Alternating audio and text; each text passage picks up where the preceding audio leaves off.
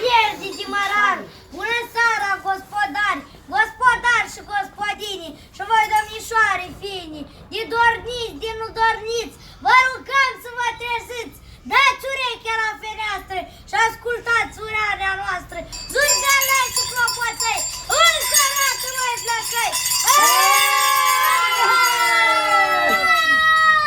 Toți gospodarii din sat stau și ascultă la fereastră, că așa e în seara asta. Mi-am luat nevastă nică, ardă focul, mult mănâncă, păpușoi din 5 grădini, brânză de la 9 stâni, lapte de la 7 vași, făină din 10 sași. Dar iubești de pârlești și de asta nu mai crești. Multe voi mi-ai spune că eu sunt cam bun de glume. Dacă înșepam o glumă, preșiți voi de urătură. Chiar în seara asta am făcut o socoteală și din casa dumneavoastră am să iau vreo 3 parale și rachiu de tescovină să șterg gâtul de rugină.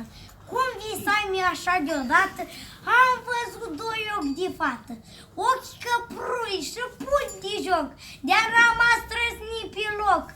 Limba mi se împletișe, graiul mi se bâlbâie și inima-mi piec băte ca un șaf să mini fășe. Și aoleu, și-aș fi făcut ochii fetei să-i sărut.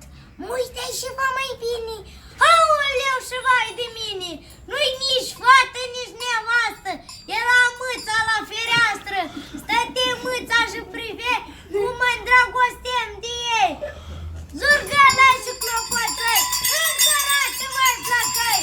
Hei, hei! Foaie verde, foaie ca plopul, am avut și eu un socru, scurt și gras ca bolobocu. Să ne mult la fudulii, sacră mea cam durdulii, cu părul de tuși, n-ai de unde să-l apuși, și cum bati pe cap, de-o vară l-a spălat, și mai are un cojoșel din 30 de chei din el.